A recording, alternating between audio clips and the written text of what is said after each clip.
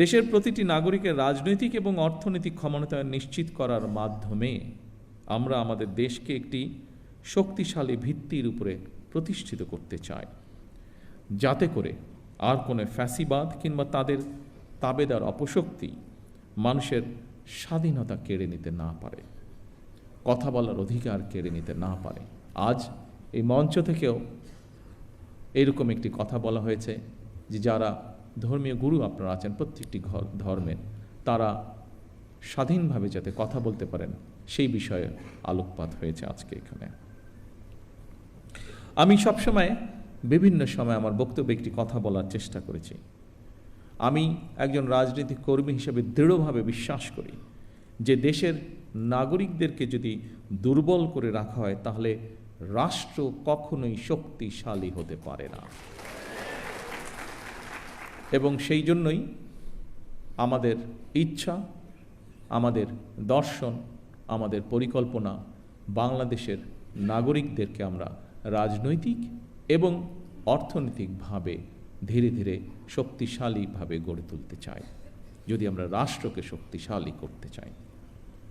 সম্মানিত উপস্থিতিবৃন্দ, ধর্ম বর্ণ নির্বিশেষে প্রতিটি শ্রেণী পেশার মানুষ তথা প্রতিটি নাগরিকের আর্থিক সামাজিক নিরাপত্তা নিশ্চিত করার জন্য সরকার রাষ্ট্রীয় সামর্থ্যের সবটুকু দিয়ে চেষ্টা চালিয়ে যাচ্ছে এবং ইনশাল্লাহ চালিয়ে যাবে।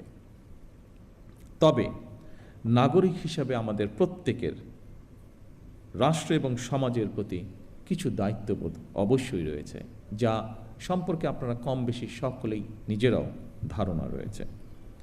নাগরিক হিসেবে আমরা যদি যে যার অবস্থান থেকে রাষ্ট্র এবং সমাজের প্রতি যার যার সঠিক দায়িত্বটি পালন করি, আমি এই দেশের নাগরিক হিসাবে একজন রাজনৈতিক কর্মী হিসাবে দৃঢ়ভাবে বিশ্বাস করে ইনশাআল্লাহ দ্রুততম সময়ের ভিতরে আমরা রাজনৈতিকভাবে এবং অর্থনৈতিকভাবে একটি সুন্দর স্বনির্ভর আমাদের প্রত্যাশিত বাংলাদেশ গড়ার কাজে এগিয়ে নিয়ে যেতে পারব।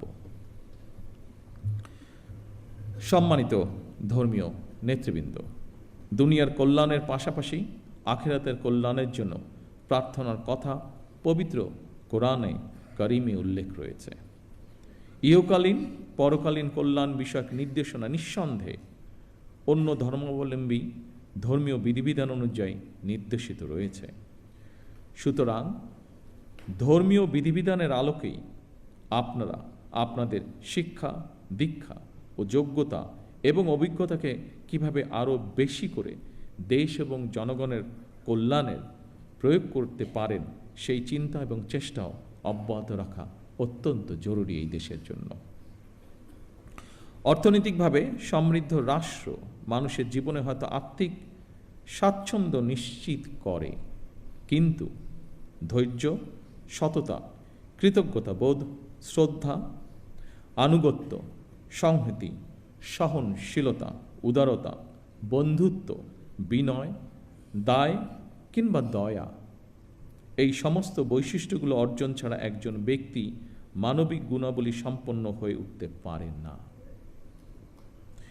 এই ধরনের মানবিক বৈশিষ্ট্যগুলো অর্জনের জন্য ধর্মীয়, সামাজিক, নৈতিক মূল্যবোধে উজ্জীবিত হওয়া অত্যন্ত জরুরি বলে আমি মনে করি।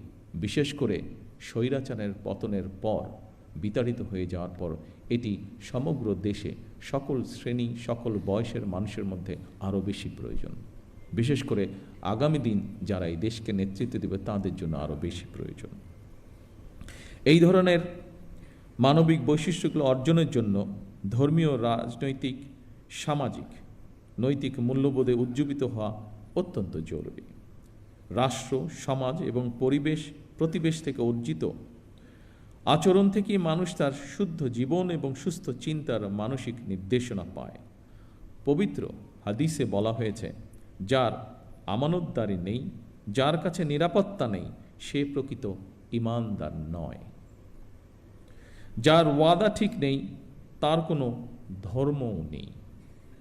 প্রতিহিংসা এবং সহিংসতা মুক্ত একটি নিরাপদ সমাজ বিনির্মাণের ক্ষেত্রে ধর্মের এই উদার নৈতিক শিক্ষণীয় বিষয়গুলো অতুলনীয়। আমার বিশ্বাস, একটি নৈতিক সমৃদ্ধ মানব সমাজ গঠনের জন্য প্রতিটি ধর্মেই এ ধরনের ইতিবাচক বার্তা রয়েছে। সেজন্যই সম্মানিত উপস্থিতিবৃন্দ, সকল ধর্মের সম্মানিত নেতৃবৃন্দ, গুরুবৃন্দ, একটি ধর্মীয় সামাজিক নৈতিক মূল্যবোধে সমৃদ্ধ মানসিকতা তৈরির ক্ষেত্রে আপনাদের মতন ধর্মীয় জ্ঞানসম্পন্ন মানুষদের ভূমিকা অত্যন্ত গুরুত্বপূর্ণ।